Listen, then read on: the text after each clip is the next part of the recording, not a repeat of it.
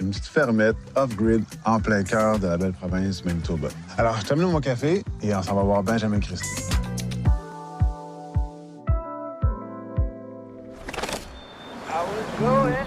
Pendant 6 ans, j'ai habité dans ma vanne à temps plein et j'ai jamais regretté mon choix.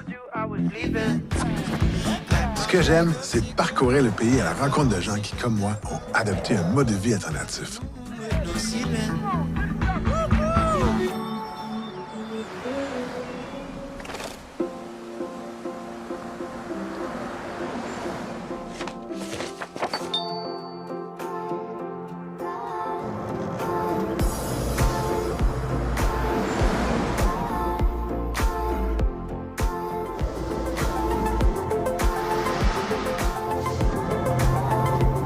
OK, il y a 2 vannes. Elle est arrivée. Hey, guys. Allô? Allô? T'as trouvé? Enchanté, Julien. Enchanté. Christy. Je m'appelle Christy Phillips. J'habite dans notre charmante fermette à Grandview, au Manitoba, au pied de la Duck Mountain. Je suis Ben Pinch. On a marché plus de 1700 km à travers le Canada. On espère repartir bientôt. Êtes-vous né dans le coin ici? Je suis née et j'ai grandi en Ontario. Ça faisait 4 ans que je vivais en Colombie-Britannique quand j'ai rencontré Ben. Je viens de l'île de Vancouver et je me suis retrouvé à acheter une propriété ici. J'ai été charmé par cette petite ville. Et comment vous avez trouvé l'endroit ici? On avait une cabane à 1 heure d'ici. On l'a vendue parce qu'on voulait une terre plus agricole. On en a parlé à des amis qui nous ont offert cet endroit il y a 2 ans. On l'a payé 30 000 $ avant taxe. C'est fou. Il n'y a plus rien à ce prix-là au Canada. J'ai hâte de visiter. On commence par la maison, peut-être? Absolument. Entre. All right. Merci. Bienvenue. Bienvenue. C'est beaucoup plus gros que je pensais, là. Tout ici a été fait de nos propres mains. Le bâtiment était une coquille vide. Il n'y avait pas de cuisine ni de plomberie.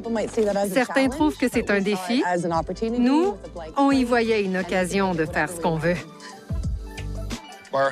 Notre maison est tout simplement magique. L'art est présent partout. On est 2 personnes plutôt ingénieuses. Je pense que ça se sent dans notre maison. C'est un concept à air ouverte. Plus loin, il y a une zone qui rappelle une forêt avec un arbre et les chats qui grimpent partout. Ça respire l'amour chez nous.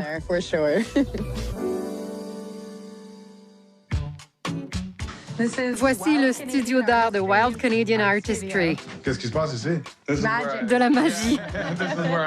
C'est ici que je grave les pierres.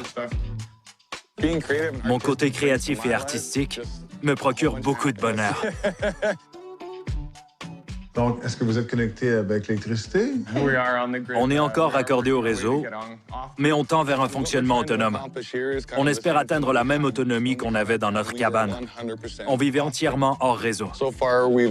Nos appareils sont autonomes et on a des panneaux solaires. On a déjà le système de batterie. On va simplement débrancher le panneau de l'entrée électrique et utiliser les circuits de 120 volts pour acheminer notre électricité de 12 volts avec le filage d'origine. Voici notre poêle à bois qui nous garde au chaud l'hiver. Le feu peut se consumer pendant 18 heures. On peut donc partir pour la journée. En le remplissant une seule fois. On a pris les vieux tableaux de l'ancienne école de l'autre côté de la rue et on les a installés derrière le poêle pour refléter la chaleur. Donc, est-ce qu'il y a beaucoup d'éléments recyclés dans la maison? Oh oui, presque tout. Même ce piano a été sauvé du dépotoir. Oh, wow! Le pourcentage de choses recyclées dans la maison, je dirais 80%. Toutes les armoires de cuisine sont recyclées, les meubles aussi, même cette plaque de marbre qui vient de mon beau-père Rob que tu vas rencontrer. Okay, C'est ce qu'il faisait avant de prendre sa retraite. Pour donner une idée, là, ça peut coûter combien rénover une maison en faisant ça comme ça? Ça nous a pas coûté grand-chose. Probablement autour de 500 $ en tout. Juste pour les rénovations et la peinture. Ben travaille à la quincaillerie du coin. On a une réduction de 50 % sur la peinture et le reste. Moi, je travaille à la décharge et on rapporte beaucoup de choses de là-bas. Avec nos 2 emplois, on a pu se procurer tout ce dont on avait besoin. Vous avez mentionné Rob. Rob est mon beau-père. On l'a invité à venir vivre avec nous. On a converti la moitié du garage en un petit appartement pour lui. Il vit là. Est-ce qu'on peut aller voir un peu l'extérieur? Ça a l'air vraiment beau. Viens rencontrer nos animaux. Oui.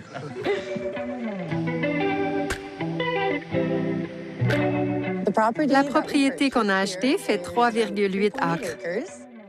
On a un poney, 3 chèvres, des poules et des canards. On a aussi beaucoup de chats et de chiens. On adore les animaux. Hey, salut la gang! Ah, ils aiment déjà ça. Est-ce que sur la ferme, ça vous sert juste de compagnie ou c'est aussi pour la nourriture? Ça dépend à qui tu poses la question. Oui, effectivement. Je les aime plus pour la compagnie, mais Ben a une vision plus pratique de la chose. On a eu les canards dans le but de se nourrir. Je n'ai encore jamais mangé un animal que j'ai élevé. Ça va être un apprentissage pour moi. Je vais mieux comprendre d'où vient la nourriture.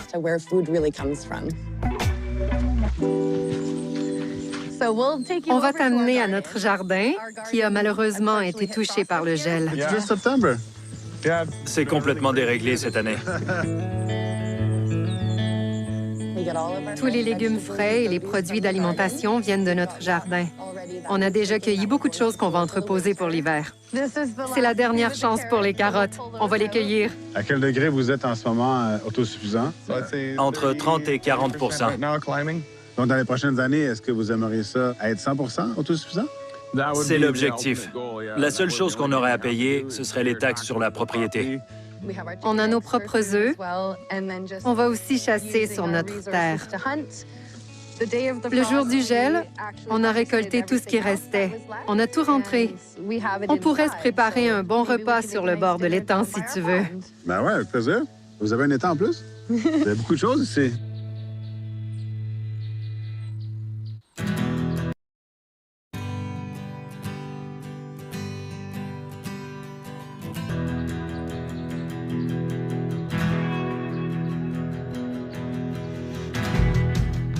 Mon beau-père vit ici. Ça, c'est son garage, hein?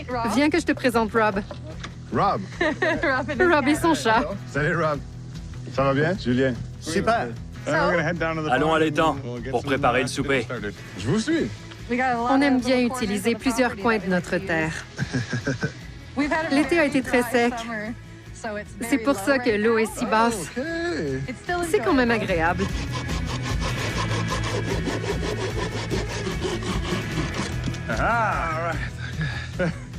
Il faut travailler pour son repas ici. Est-ce que cuisiner en plein air comme ça, c'est quelque chose que vous faites souvent? Chaque fois que c'est possible. Bon. Bon, ben, santé. Cheers! Pour le bel accueil.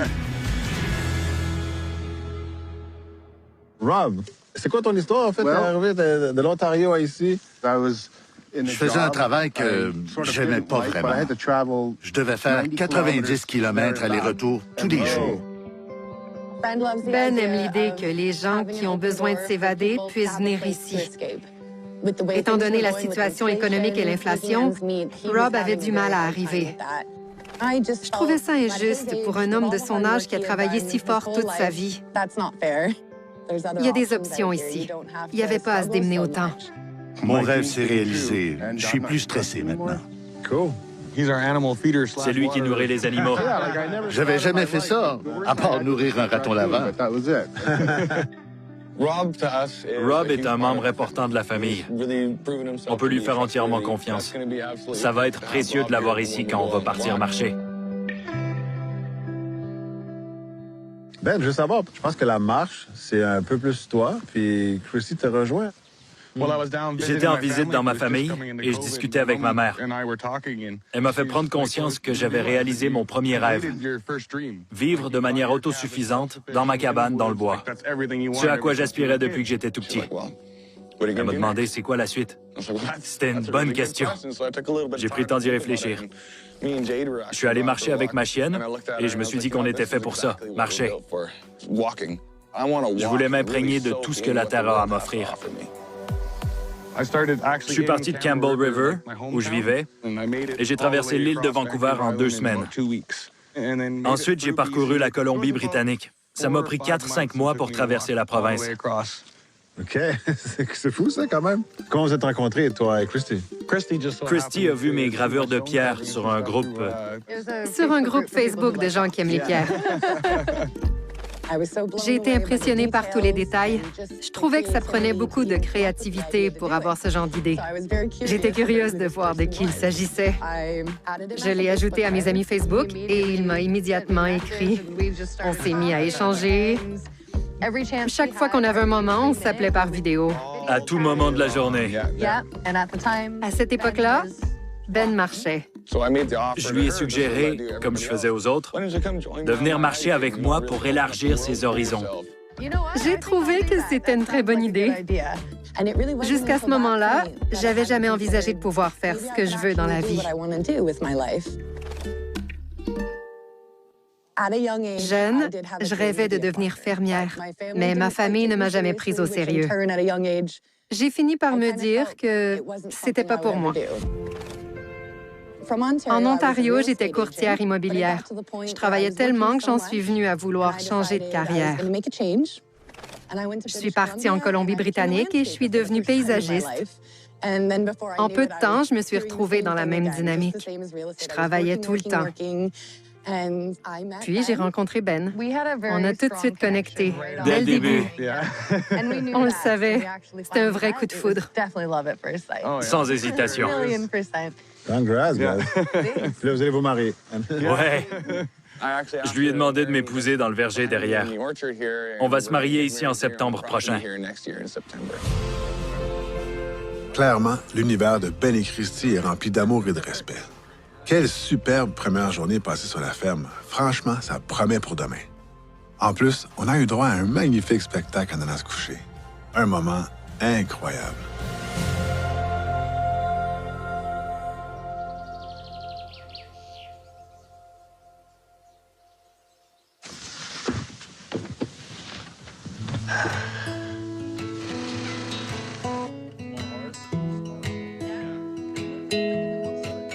Aujourd'hui, après un bon café, on fait la petite routine du matin.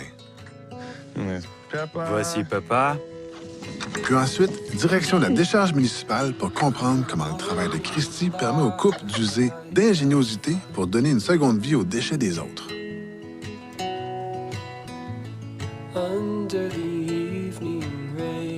C'est donc bien cool. C'est une bonne vieille van vintage, là, comme j'aime, ça, là. Wow!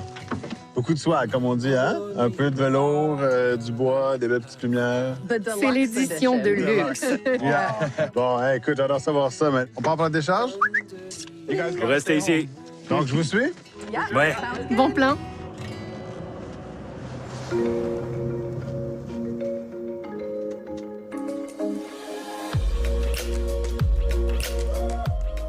Je suis scandalisé par la propension de notre société à tout jeter. N'importe quel nouvel article qu'on achète comporte une quantité de déchets. Ça nous rebute tous les deux. Après avoir passé tant de temps à marcher avec le strict minimum, on développe le réflexe de réutiliser les choses le plus possible. Wow! C'est spécial ici. Christy, toi, tu travailles ici combien d'heures par semaine? 20 heures par semaine. Quand les gens arrivent, je les dirige. Salut, Tony. On finit par connaître toute la communauté. C'était Tony. Quelques habitants savent qu'on fait du recyclage, alors ils m'apportent souvent leurs trésors. Bon, ben justement, peut-être que ça vaut la peine de faire un petit tour, aller voir s'il n'y a peut-être pas un petit trésor qui traîne. Allons-y. Donc, c'est la pile que vous visez d'habitude, plus le métal? C'est là qu'il y a des choses en bon état. Je peux faire des arbres avec ce fil. Ton or, ben ouais. Si t'es motivé un peu, là, tu peux te refaire une cuisine, c'est pas long ici, là. T'as vu les panneaux? Ils sont isolés en plus. Quand on donne une nouvelle vie à quelque chose, c'est tellement excitant. On se sent parfois comme des inventeurs. On a obtenu de bons résultats avec quelques-unes de nos idées farfelues. Par exemple, on a converti un tracteur à gazon en remorque à citerne d'eau pour abreuver les animaux. C'est en bon état. On va les prendre aussi. Quand je vois quelque chose qui attire mon attention, je le prends. Je le veux. Il y a un banc ici. Ah, un banc? C'est inspirant, ces montagnes de matériel.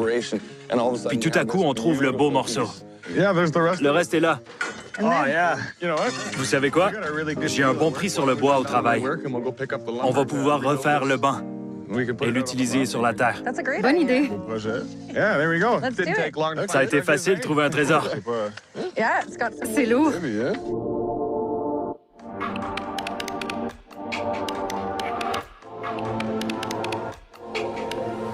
Allô? Bien, et toi? Ben et moi, on travaille à temps partiel. Ça nous laisse le temps de profiter de la vie. Sans ça, on pourrait rien accomplir. Vive le rabais employé. Quand on travaille trop, on ne va pas loin parce qu'on est constamment abattu et déprimé. Il faut trouver le juste équilibre. Merci, mon ami. Avec notre mode de vie, on arrive à économiser la moitié de nos paies.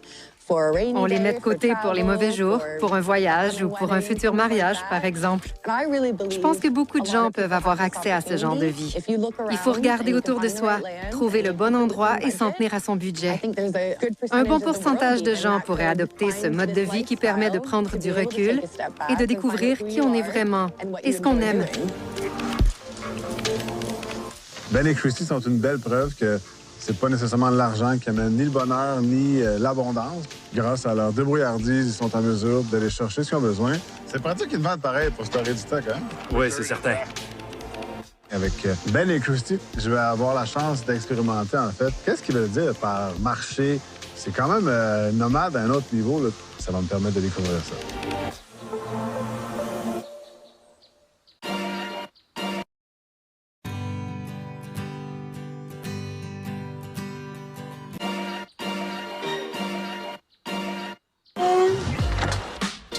Bon, on a tout? Fait qu'on commence. On va enlever les boulons.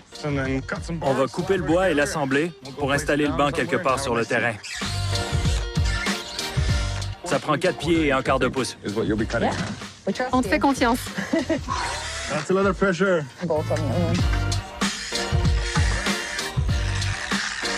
Et voilà. Yeah. Le banc est presque complet. Oui. Yeah. On y va. 12 piastres pour un nouveau banc, pareil, là. Right there. Ici. Et voilà. OK. Wow. On va marcher? J'ai ramassé le matériel. Moi, je suis prêt. Ça te dit quelque chose? Oh, ça met de la décharge. Exactement. Nice. On lui a trouvé une utilité. On y va? Puis on va vers où aujourd'hui? On va aller vers la Duck Mountain. Tu le dis, Christy, quand tu veux changer. OK. Mais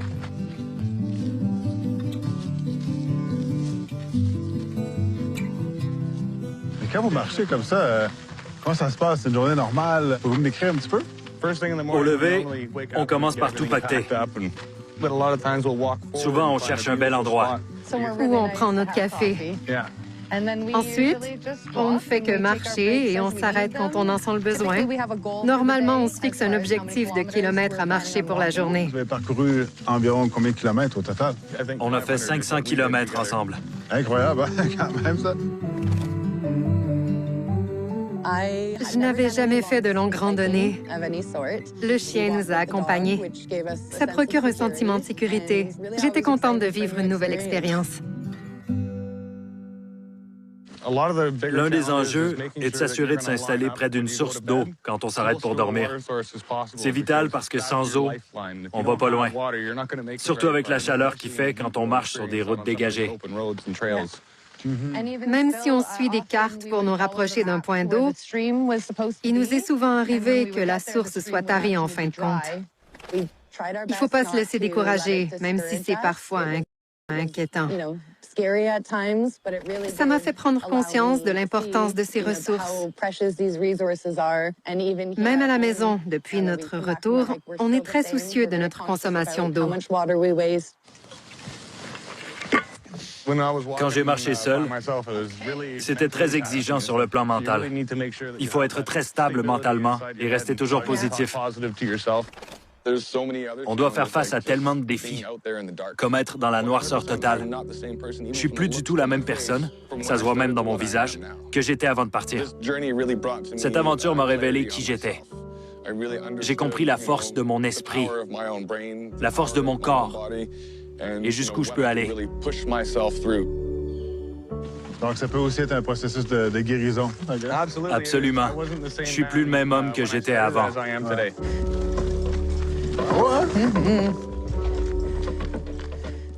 Depuis que je vis au Manitoba, j'ai tellement changé. Je peux vraiment être moi-même. Je n'ai jamais eu cette confiance avant. Plus jeune, j'ai souffert de dépression. J'avais beaucoup de mal à trouver mon bonheur. J'ai pris toutes sortes de médicaments. Je ne me sentais pas vraiment bien. En fait, je ne sentais plutôt rien. J'ai l'impression de m'être sentie comme ça toute ma vie. Quand on prend le temps d'aller voir au fond de soi, de se poser les vraies questions, de s'interroger sur ce qui nous afflige et sur ce qui nous rend heureux, ça peut prendre du temps, mais on finit par comprendre bien des choses. Avec le temps, on peut s'en sortir et aller mieux.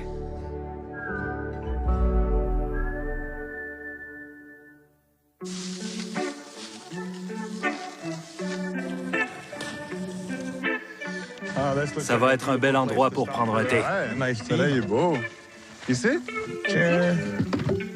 La bouilloire. À chaque fois que je viens dans les prairies, il y a comme quelque chose chez les gens. Il y a comme cet esprit de communauté, d'entraide qui ressort vraiment fort.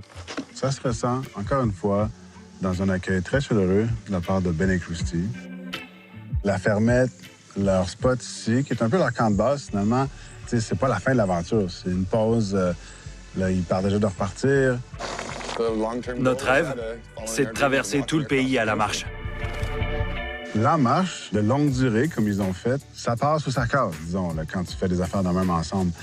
Clairement, eux autres, ça a été vraiment comme des aimants. Puis là, ils ont développé des rêves ensemble. Ça continue à évoluer.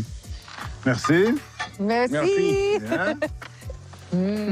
Toutes ces herbes. J'avais imaginé tous ces rêves, mais c'est Christy qui m'a permis de les concrétiser. Christy m'apporte beaucoup de bonheur. C'est un véritable rayon de soleil. J'adore tout chez elle. Elle est parfaite. Quand on rencontre la bonne personne, on le sent. Je l'ai senti tout de suite. On vit notre rêve. Il n'y a pas d'autre façon de l'exprimer. Du pur bonheur. Merci d'avoir partagé cette balade. Cheers. Aujourd'hui, je suis si heureuse. J'ai confiance en moi et j'ai tellement hâte de vivre la suite que peu importe ce qu'on décide de faire, je sais que je vais aimer ça.